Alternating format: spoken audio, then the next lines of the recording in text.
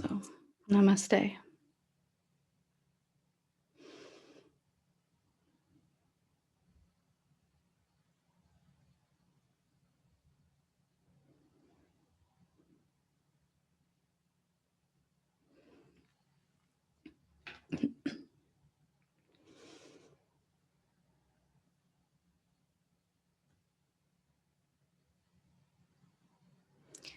And welcome to Satsang today.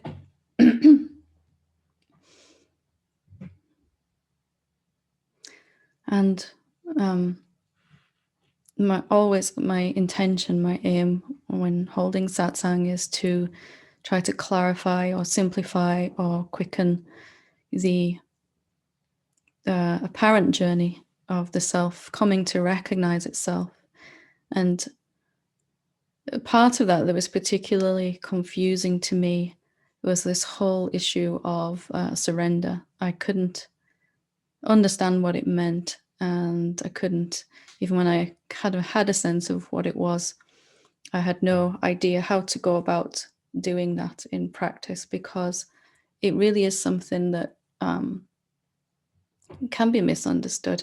And as such, I wanted to talk about that today. It's also come up several times in conversations I've had over the last couple of days, the whole week.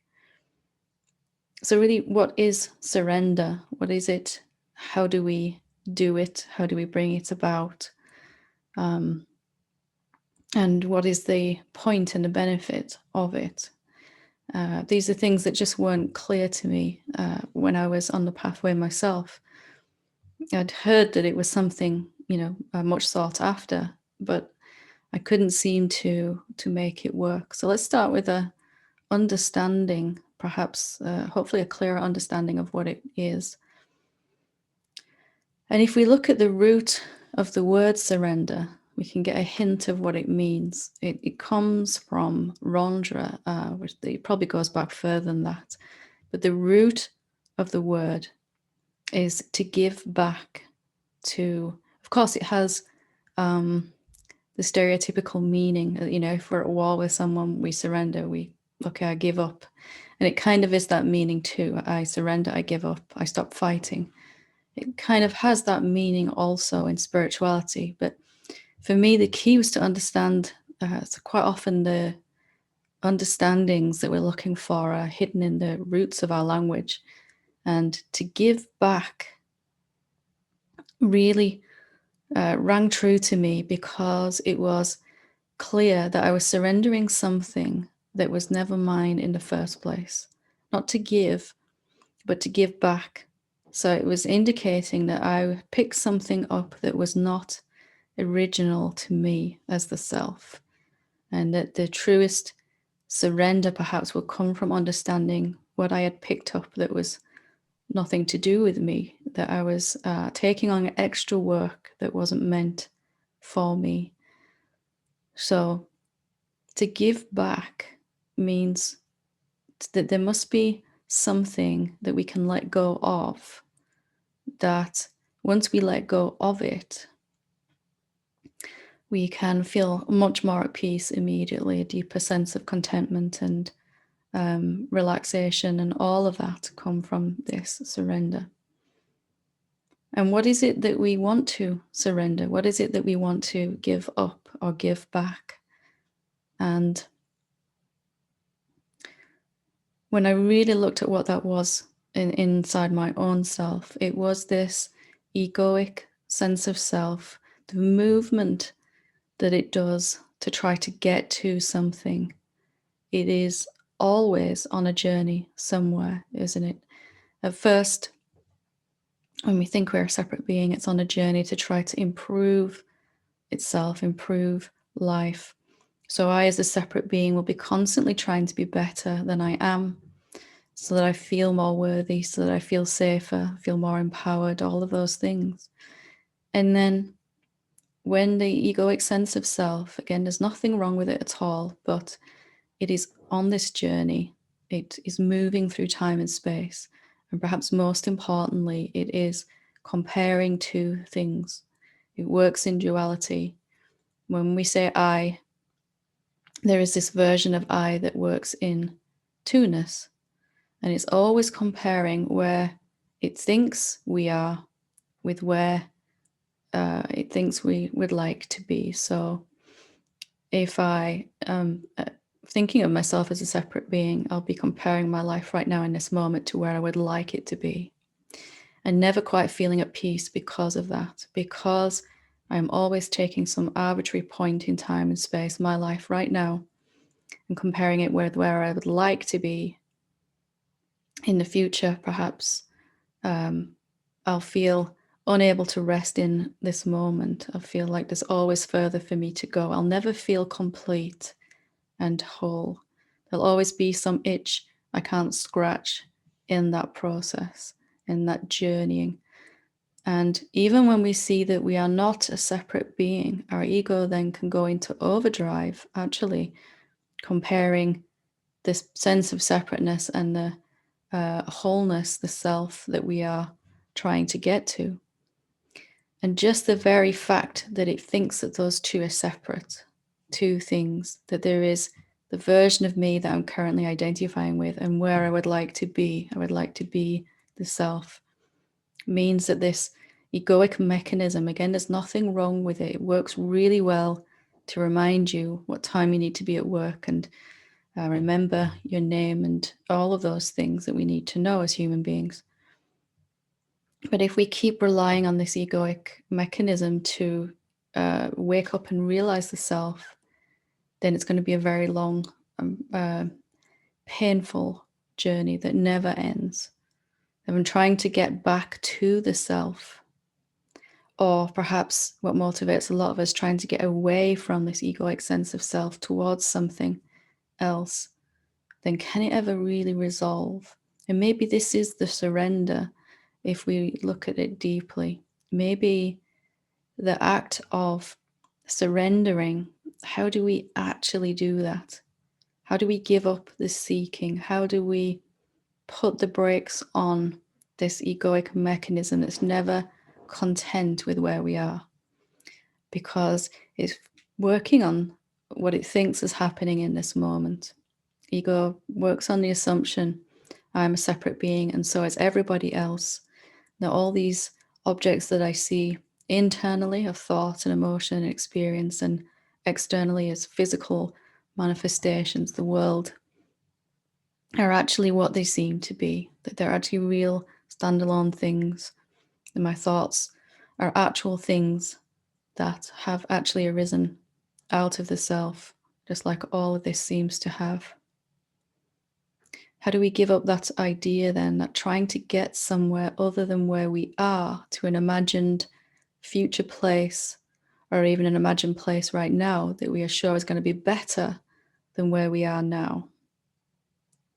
And for me, suddenly this became extraordinarily important at one point. Like, there's this freight train of momentum going towards this seeking, desperately trying to find some other place to be than where I am right now. How do I put the brakes on that? How do I begin to slow that down and maybe even eventually redirect that seeking to a finding, to a seeing, rather than a searching and a reaching? How do I stop comparing, judging, evaluating myself, my awakening, comparing myself with where I think I should be, where I was a year ago, where other beings around me are in their awakening, comparing myself to them, comparing myself to the great teachers that have walked this earth, the great enlightened beings? All of that comparison, how do we come out of that? And there is a way that is perhaps simpler than we realize, and that is to redirect that energy. Maybe there's nothing wrong with that energy of seeking in itself. Maybe it's useful if we can find a better place to put it. Can we turn and redirect this momentum, bring it around to look at, to become interested in what is already here? We can't achieve this ever until we're willing to admit to ourselves inside that where we think we are and where we seem to be in our awakening, where we want to get to, might just be fictional places. They might not actually exist in reality. Of course, they seem very, very real. It will seem extraordinarily real, as I remember myself. This sense that I'm not there yet, that I'm obviously not there yet because I'm suffering, I'm having negative emotions, I'm having horrible experiences, I'm having all of that going on.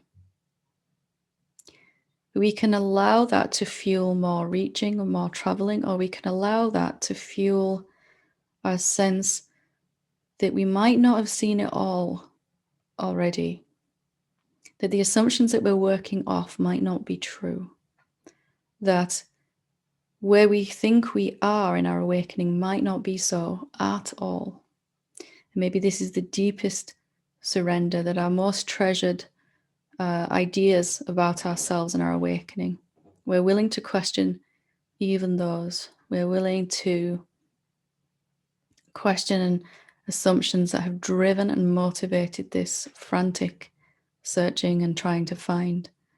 And when we get to that point of willingness, which is not something that happens by chance, we can cultivate that intentionally. What if I've been wrong? What if I am there, even though my life may be shouting at me that I'm not? What if I am already that? And my trying to reach it is making it seem I'm not where I want to be. And maybe my experiences keep reflecting my belief that I'm not where I want to be spiritually yet.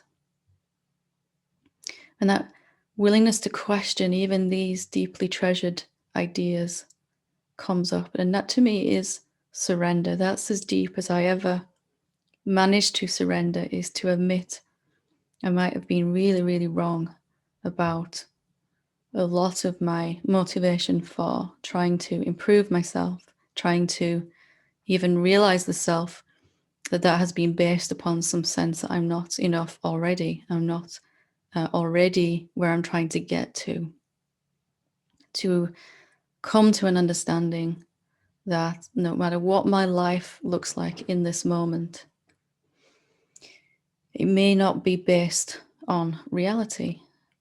And if I'm willing to surrender these final ideas, to let go of holding them so tightly, I can turn this seeking freight train energy around into a finding what is already here. Maybe I haven't seen what's already here. Maybe I haven't fully seen what I already am. Maybe I'm skimming the surface of my being, my life, my moment, my experience. And maybe there's more that I can experience that's already here. And that seeking can turn from being this outward thing, trying to get somewhere other than I am, to diving inwards into myself, into this moment, into reality, all the same thing.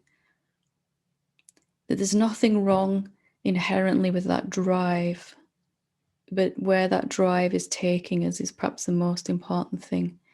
And that we can consciously foster this willingness to say, I might not have seen everything there is to see and experience about myself and this moment. I remember realizing at one point that if I was suffering at all, it was because I was believing my ideas about myself, about the self, or about someone else. And that those ideas were only available on the surface, the tip of the iceberg. And that if I inquired deeper, that seekingness began to turn inwards. And not as in a, I need to be better than I am, because I'd done enough of that. And I knew it didn't get me anywhere except disturbed. But turning that seeking inwards to a willingness to find, a willingness to see. So this cessation of trying to get to some other place and this willingness to look and see where I already am, in a humbling kind of recognition that I probably haven't seen everything there is to see. That any seeing or epiphany I have feels complete and total and finished when I have it.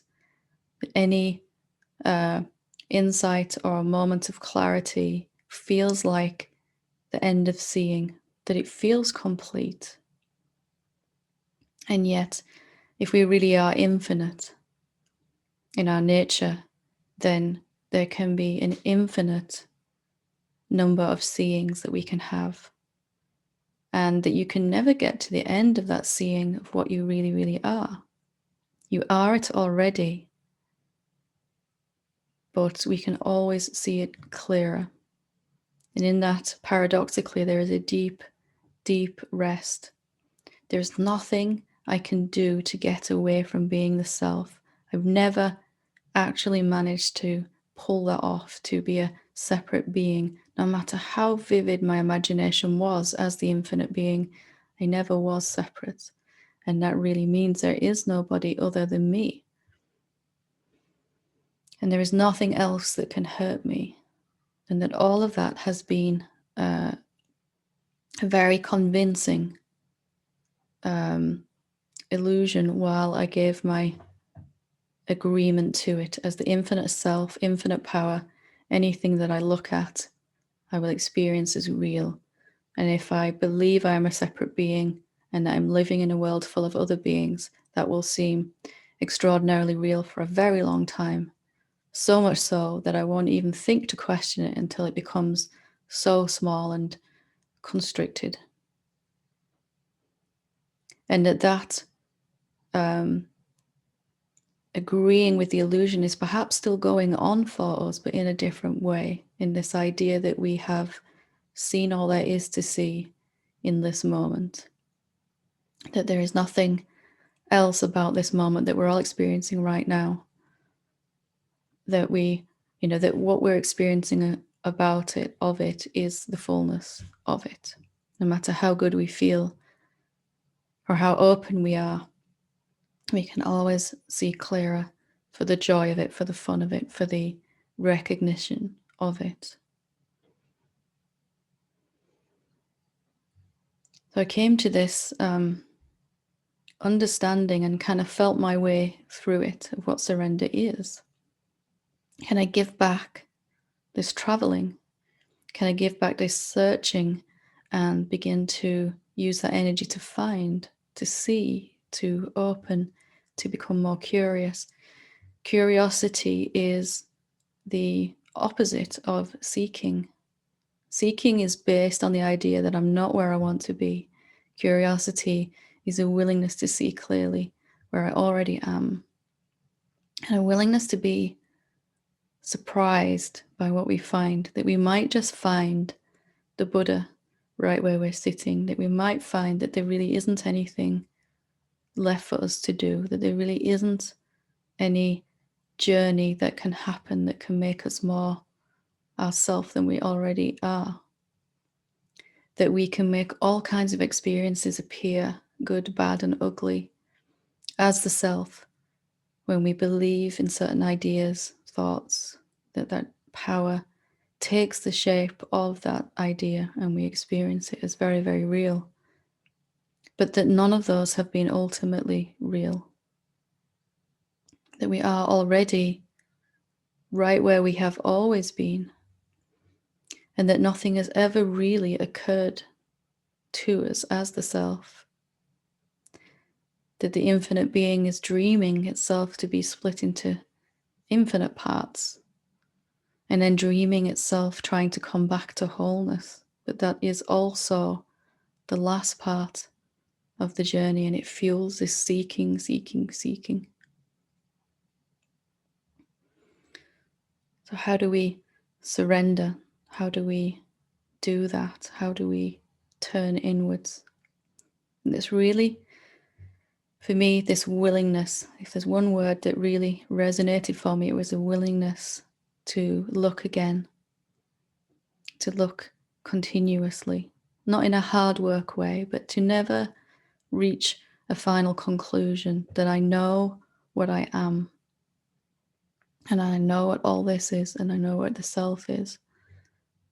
Because the moment we reach a conclusion, we have lost our curiosity, and we're going to experience in a very contracted way again. So as far as you've come, as much as you've seen, as deep as you've gone, there is always more, but not more out there, not more moving away from where we are towards some imaginary version of us that will never really be possible to experience, because it's based on a myth. It's based on this myth that I am not already Krishna, I'm not already the Christ being, I'm not already fully realized, I'm not already awake, that there is something else I need to do, be, become, or something like that.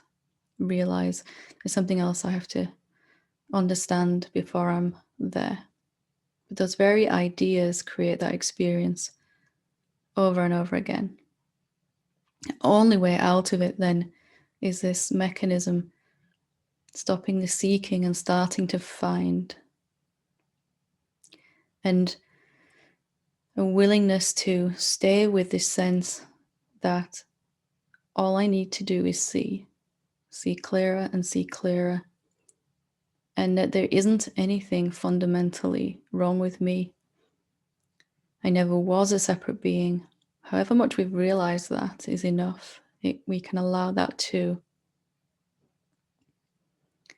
help us turn inwards to see what is already here, already present in its fullness. Just one idea entertained by the self, the consciousness, the universal presence is enough to mask infinite peace. One idea that says there's further to go, or you're not where you want to be, or you're not as awakened as somebody else, or those ideas. So can you redirect that seeking energy, not battling with it, but directing it inwards so that it comes to a finding? If you are already outside of time and space, is there any point in the future that there's going to be a more perfect time to turn inwards? I don't mean seeking inwards, trying this self-improvement project that we all tend to do about ourselves. Are you willing to see that you are already where you're looking, that you're looking from, this place that you're trying to reach? Are you willing to see that? Are you willing to be wrong totally, that anything ever occurred to you that made you less than the perfect self?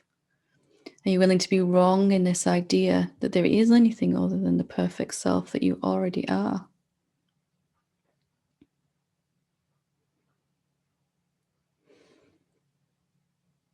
This willingness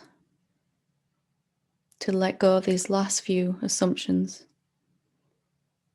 and allow this powerful drive that you have that's drawn you to Satsang to turn into a seeing and a finding rather than trying to get somewhere. It will be ultimately more fulfilling, and it's already occurring.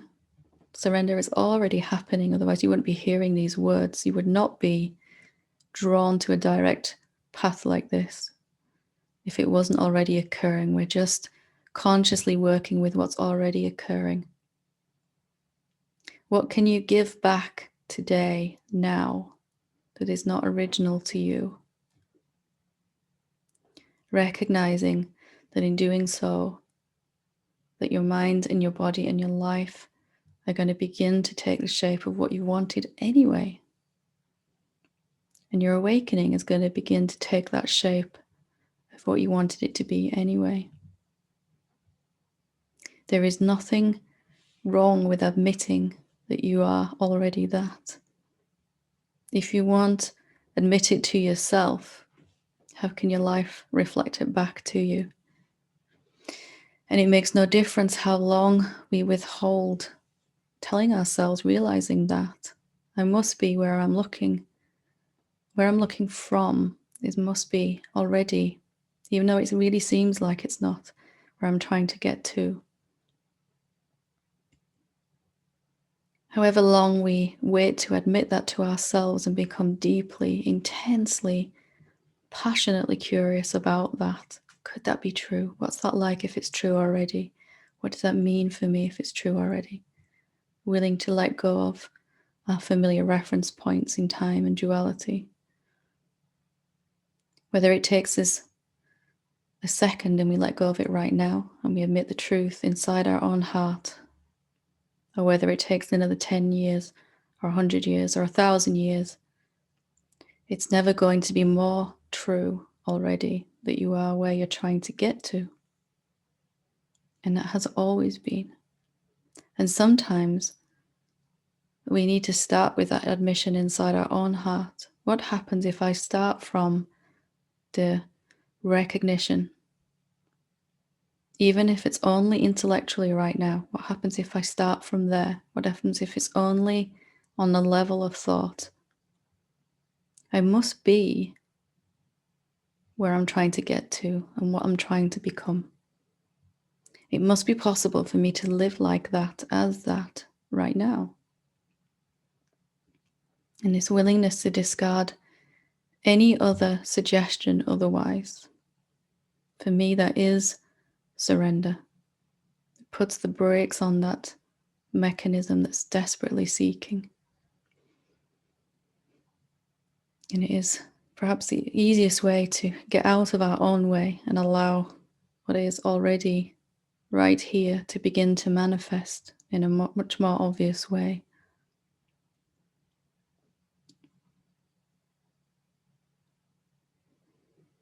What can you give back today or right now? And when will there be a better time? And I already see what you are, and it's time that you did too. And it's not difficult when you're willing to see clearly. It serves none of us to have lives that are fraught with suffering any longer. There isn't anything else that you need to learn or understand in order to admit this to yourself right now. And if these words are resonating in your heart, I would invite you to stop your seeking and start your finding. What is already here? What am I already? Without changing at all, what am I already?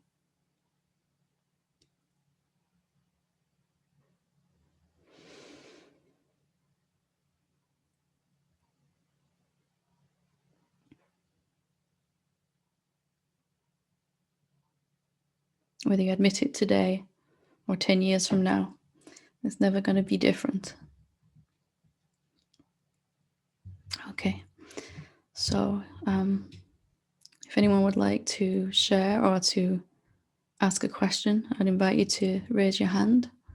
If you're having a challenge or you're having a breakthrough, I'd also love to hear from you. Okay, Sarah. Yes. Hi. Hi, Helen. How are you? I'm very well, thank you. How are you? Good, thanks.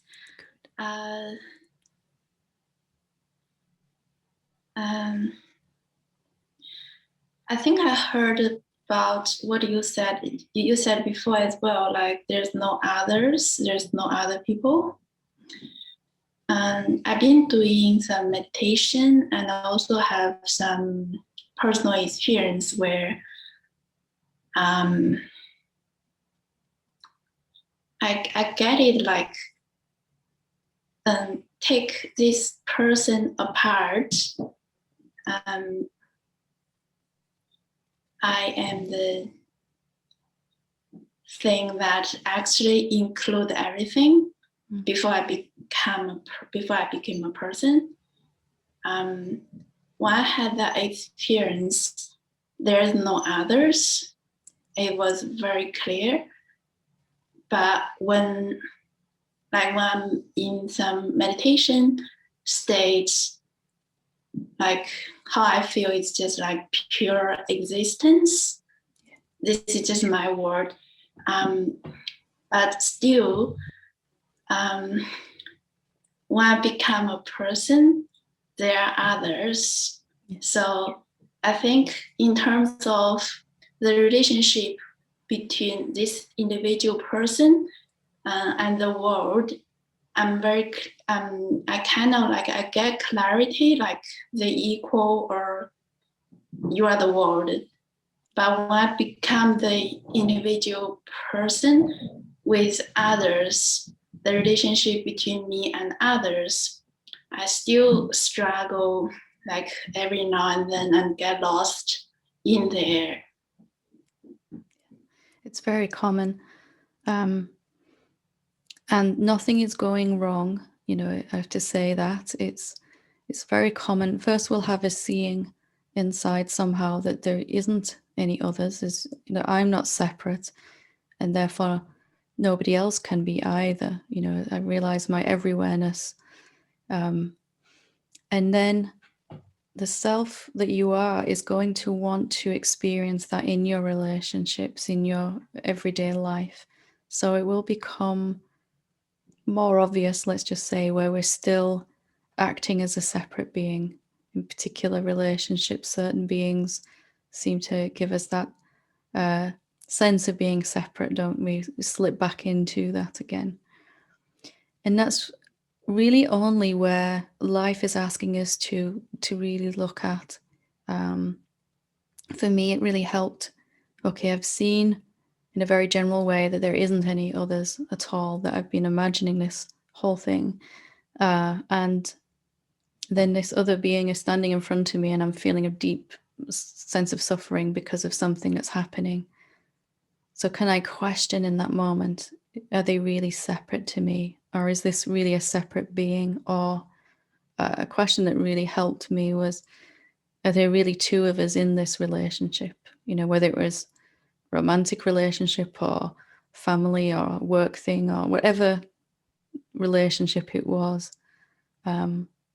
Is there really two beings here? It was a really helpful question just to kind of sit with and help to undo where we're still. It's like the self, it wakes up and sees what it really is. And then it kind of goes back to sleep again in certain areas, doesn't it? Back to imagining for a while.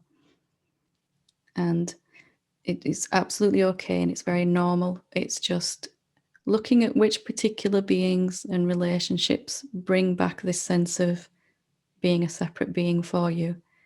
And then just taking that inquiry, that question into those. It's not something you say out loud. You're not going to stand there, are you really separate to me? Because they might think you're crazy. But just to hold that question inside and let it permeate your being. Is this person really outside of me, different to me, separate to me? Can you get a sense of it? Yeah.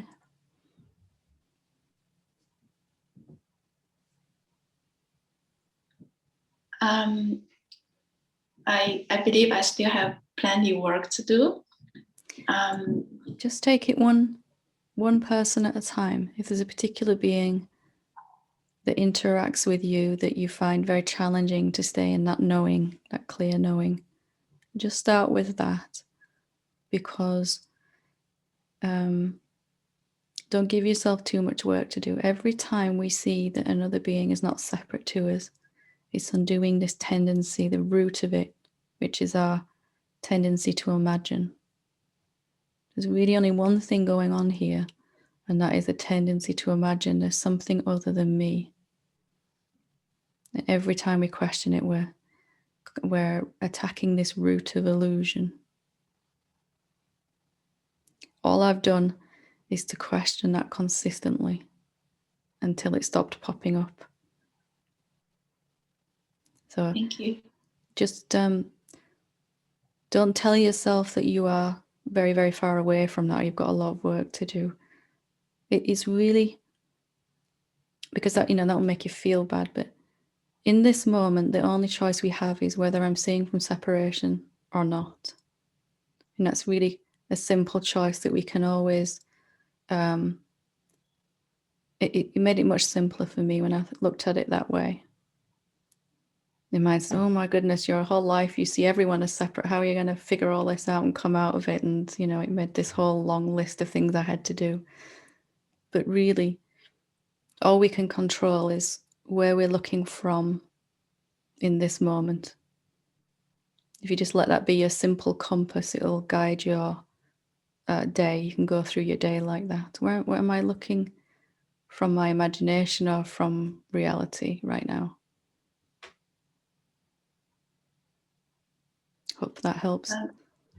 Yeah, and also like when I fall back into that state where you don't hold on to any kind of identification, it's disoriented and kind of like do not know how to function, almost like I need to have a story to function, interact with other stories. And when I have that story, it's like a sense of separation. But when I don't carry that story, kind of like I don't know how to function, like almost like you are driving, but now you are let it go, let the wheels go. It's strange, isn't it, at first, and very different way to be without stories, without reference points, without that sense of separation. But you can still do it. Yes. And the myth is that the stories have been what's caused me to function.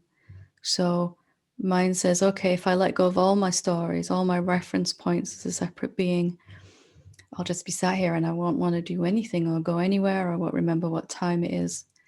All of that sort of thing is, and it came up for me strongly. How am I going to function as a parent? How am I going to run my business? How am I going to do all these things if I don't have those stories inside, those reference points? But as I began to let them go, it became clear that they were never the thing that was motivating action anyway. The action can come directly out of that empty place of being. Just as if you're hungry or you need to use the bathroom, you don't sit there and necessarily think, right, now I'm going to go to the bathroom. You just find your body going to do it. Or if you've got an itch or something, you just scratch it. You don't have to go through the thought process, I need to scratch this itch. It just happens by itself. You just find yourself, your body gets up and does what it needs to do. And if you investigate this myth that it's the stories that keep us functioning, that's the root of it. And that without my stories, I won't be able to function. If you really look at that, well, is that so actually? Or has all action just been spontaneously arising out of myself? And thought, mind just keeps saying, I did that. You should do that, and it's narrating like I watched a football match once, well, many times, but one time I was watching and the commentator was just talking and talking and saying all this stuff. And at one point I realized he's got no idea what's going on. He doesn't know anything more than I do about who's going to win or anything. I realized my mind was just like that. It's just talking about what it thinks is happening. And it's actually not causing anything to occur without talking. It's just a voice talking.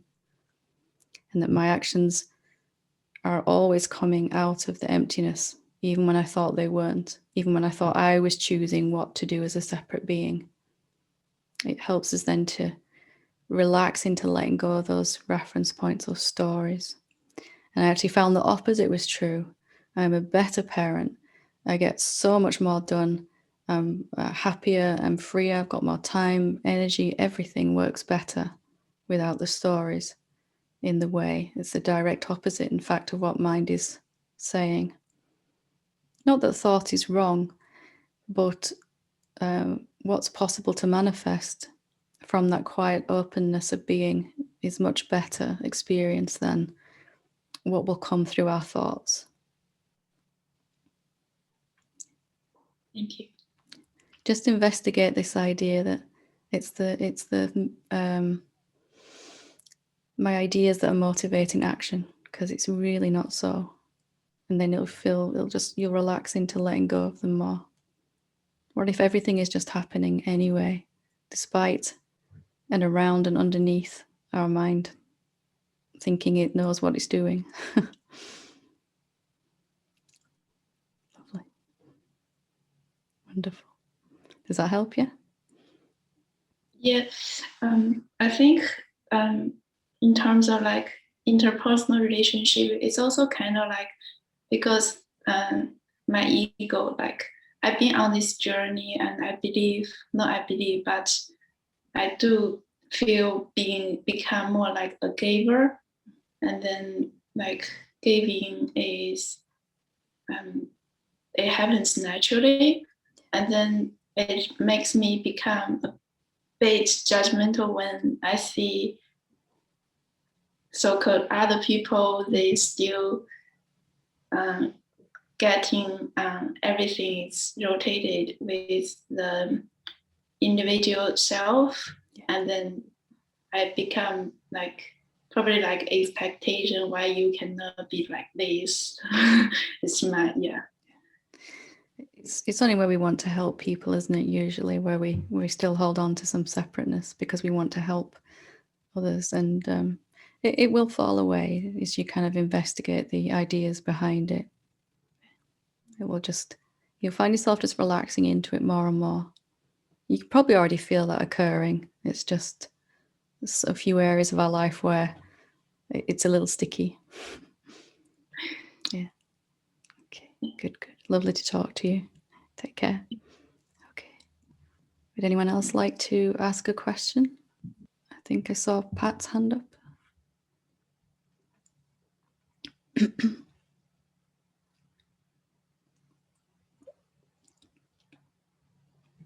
Okay, maybe we will leave it there for today then.